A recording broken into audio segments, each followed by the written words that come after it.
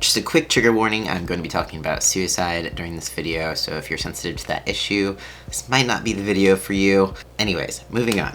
So a few days ago, Monday to be exact, a popular pastor named Jarrid Wilson passed away from suicide. He was pretty open about his struggle with mental health, and unfortunately he lost the battle. I can't remember how I came across with this. I wasn't actually super familiar with his work. I think someone posted it, one of my friends, and so then I clicked on it and I started to kind of learn more about him and his family, and it was really heartbreaking. He has a wife and 2 kids, and I just can't imagine having a family member pass away and to suicide. I remember reading the post that his wife put up about him and how he was no longer in pain and the suffering was no longer, and man, I just felt so heavy in that moment. I just can't imagine how much pain he was in to have to take his life, and that's the reality of suicide and mental health, and it's just something that's not emphasized enough, especially not within the Christian community, and it's just dealt with in so many different ways. Within religion, there's oftentimes it's kind of demonized to have mental health issues. Your faith in God is not strong enough if you struggle from depression or anxiety and stuff like that, and it just can be so toxic. So for him to actually be open about his struggle, I feel was probably so beneficial. Unfortunately, he did not make it. But anyways, moving on. I woke up this morning and found that no one other than activist mommy decided to use this opportunity for attention and to be controversial.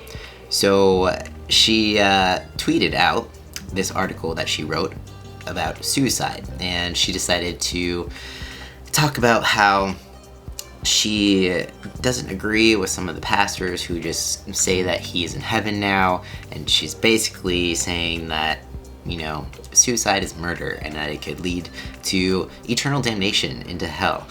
And first of all, this basically enraged me, and I admit I got a little bit spicy, and I decided I needed to respond to this. And so I responded. My first thing that I said was, if you want to save souls, you should do a better job at convincing people that they would want to spend eternity in heaven with you and a God that would send a mentally ill person to hell. This isn't controversial, this is just low. And then I emphasized again, to write this article at this time when his family is grieving, to use this man's death as a way to be controversial is low. And Elizabeth decided to write back, which she doesn't do very often, so I must have, hit a nerve a little bit. She says, thanks for your concern, Cody, but I really don't take spiritual advice from people who don't even know what sex they are.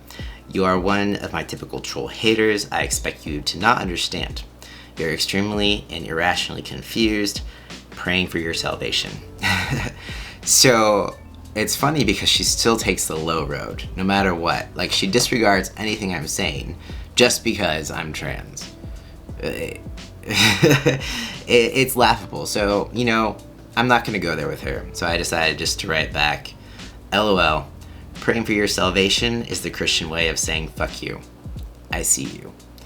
And she decided to write back. She said, no, I would never want to have sex with you. No, I will not make out with you. And my prayers and concern for you are genuine. You are very broken, but Jesus heals broken people.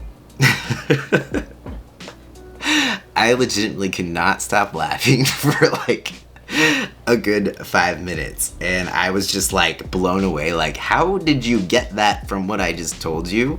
So I just wrote back, whoa, I just threw up in my mouth. Definitely not where I was going with that. So yeah, that was my daily interaction with this person today, and I'm just my mind is blown on a few different accounts. This is a place that I didn't even think that she could stoop this low and use this situation for attention and controversy.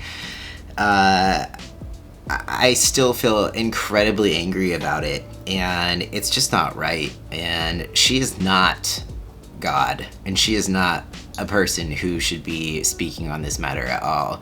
And she just toggles back and forth like what is okay and what is not, and she thinks that her interpretation of the Bible is the right way to interpret the Bible. And I mean, that's the problem with all of these rules and laws and literal Bible taking, is that it's all up to an individual's interpretation, and people have different interpretations. Like, this is why we have so many different sects of Christianity, and it's just not okay. This is someone's life that was taken, someone who has a family who is currently grieving, and just probably taking peace in the fact that he is not in pain anymore, and she's here saying that, you know what, actually, he could have gone to hell. That's just an asshole move to make. I'm just really angry, and the saddest part is that there are so many people out there who agree with her and who are praising her for writing about this and saying how brave she is. It's just like, this is not bravery. This is coward. This is being a coward. Like, let these people grieve. Let them live in peace, and let them have, like, they knew him, and he seems to have done a lot of great things, way more good. He's done way more good in his life than activist mommy has done. That is no doubt, I am sure. So anyways, that is it. If you are anyone who struggles with mental health issues and you're also a Christian, or if you're not, like, my biggest advice would be that, you know what, don't listen to her or any type of Christian that's going to tell you that you're just not a good enough Christian or anything like that. Like, I'm just thinking back on my past and how horrible and alone it felt when people would tell you that you feel this way because you are not a good enough believer, and you are good enough, and you're good enough to stay on this earth. You're good enough to not allow these people's interpretations of the Bible and belief get to you. So yeah, fuck that shit. And this is what makes me and so many other people want to have nothing to do with Christianity.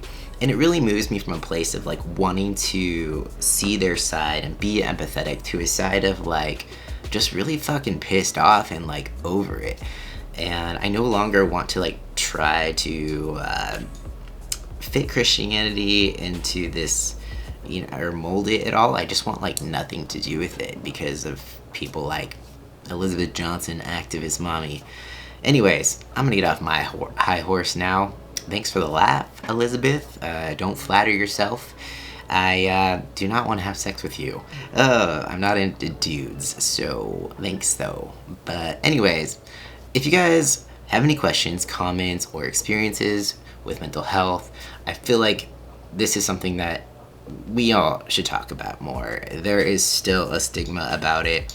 And I, for one, like, struggle with anxiety. I've had my bouts of depression, especially pre-transition. Things have gotten better, but of course there's, like, post-op depression and all that stuff. And things can get hard.